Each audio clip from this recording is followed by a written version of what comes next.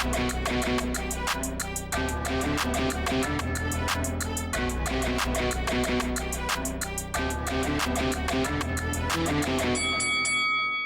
guys, welcome to Boxing Squared for boxing news and views from around the internet. Dillian Whyte is expected to return in August or September, and his promoter Eddie Hearn is talking about Chris Arreola as the opponent. 40-year-old Areola, who just lost to Andy Ruiz, who previously also lost to Adam Kovnarski, and hasn't had a win since March 2019. So there's a few things with this that I just don't really get. The one thing I do get is Whyte says he wants to have maybe a step below where he's been fighting, not a tune-up, but a fight that isn't at the level he's been fighting at for the most part, which, you know, for the past recent years, you know, you've had Oscar Rivas, Joseph Parker, Alexander Povetkin. So I get it from that standpoint, but calling out the loser from the Ruiz-Areola fight doesn't make sense to me. He's called out the loser of the fight, and the rationale seems to be, well, he gave Andy Ruiz Jr. a decent fight, so I'll fight him, and then I can call out Ruiz. To me, there's something about that doesn't make sense. And as well, Dillian Whyte would be on a run of facing 3 40-year-olds in a row if he fought Chris Arreola. And I think there's some promotional issues that would preclude it being Areola anyway. But Eddie Hearn, so I'll get to his comments and then we'll move on to a few more thoughts. So he says, we're looking at July. We're now looking at the end of August or early September, probably in America. When a fighter, he wins, they often say, I'm going to have a couple of weeks off, then go back to the gym. But then they often realize they need a little bit longer. We're talking about the Areola fight. He had a good fight with Andy Ruiz Jr. and would be a good opponent. Eddie Hearn's statement. So, good opponent. I mean, if he wants to get some rounds in, but it's a fight that he's going to win and win well. I mean, Andy Ruiz Jr., despite being knocked down and having a few difficulties in the second and third rounds, he went on to comfortably win that fight. I'm not having it that Chris Arreola, you know, was robbed on the cards. I know that Dillian Whyte has said that Chris Arreola won that fight, but that's ridiculous. Chris Arreola won a few rounds, maybe 3, 4 max, but it was a comfortable win on the cards for Andy Ruiz Jr. And if you believe Areola won, I don't know what you were watching. But after having a few hairy moments, Andy Ruiz Jr. got into a groove, did enough to basically take most of the later rounds for like an 8-4, 9-3 type of winning the rounds, getting a decision that way. I mean, there was the knockdown, but, you know, one knockdown doesn't mean you won the fight. And calling out the loser of the fight, I mean, that's not necessarily a great sign. But also, if you go from 40-year-old Marius Wach, 40-year-old Alexander Povetkin, then 41-year-old Alexander Povetkin, and then 40-year-old Chris Arreola, whose best days were a decade ago.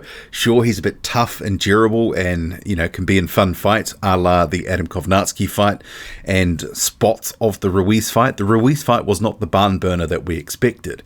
But it doesn't make sense that they want to call this guy out, to me at least. I mean, I know that they're looking for a name, and obviously Whyte well stated after, you know, his win over Povetkin in the rematch, he wanted to take a slightly step down in opposition. And that's probably reflecting that he has fought very good competition in recent years. In 2020, 2021 with the Povetkin fights, obviously spent a lot of time training, maybe even overtrained to some degree. I don't know. And he wants to basically take his foot off the gas for the next one. But Areola, I mean, we didn't want to see Areola and Ruiz, but we got that and we were made to pay for it. And how are they going to make this work, Areola and Whyte? Because presumably, if Eddie Hearn is involved, that means that it would be on DAZN. Remembering Chris Arreola is currently a PBC fighter.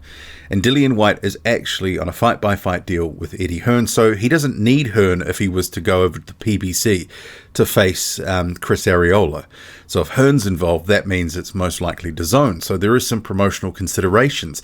I don't think that the PBC is just going to farm out Chris Arreola to DAZN, their rival. Remembering that DAZN really doesn't have any heavyweights. You know, Jarrell Miller was there for a bit, but we know what happened with that. You do have some Golden Boy heavyweights, but they're probably not going to be matched with anyone who's a matchroom fighter at this point. We really haven't seen that cooperation.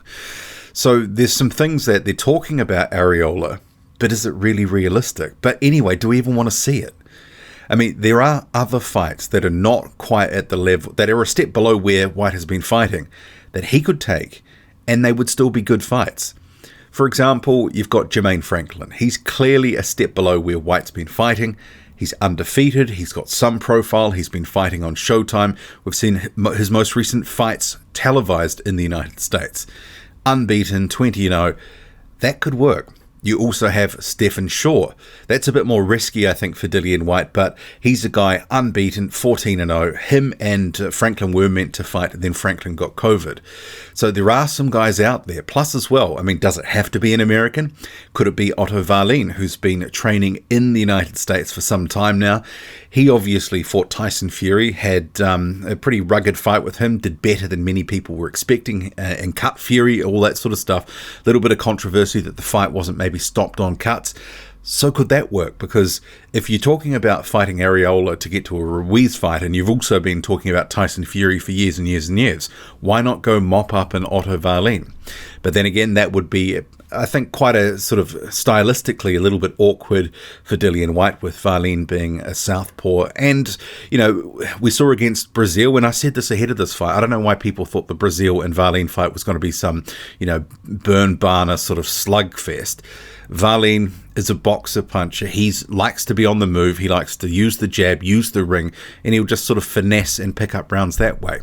That's a difficult sort of style matchup for Dillian Whyte. But it's still a fight I think he can win, and could he potentially stop Otto Wallin? Well, it'd be interesting. I'd like to see that one. I think he would stop Jermaine Franklin. Stephen Shaw, that's a pretty competitive fight as well. But yeah, calling out 40-year-old Chris Arreola, and they keep mentioning his name. The loser of the fight, a guy hasn't won for 2 years and counting at the moment. It'd be 2.5 years by the time of the fight. I mean, why? Why? What do you make of it all? Drop a comment, loud and often. Hit like, hit subscribe. Follow me on Twitter, boxing_squared. I'm out.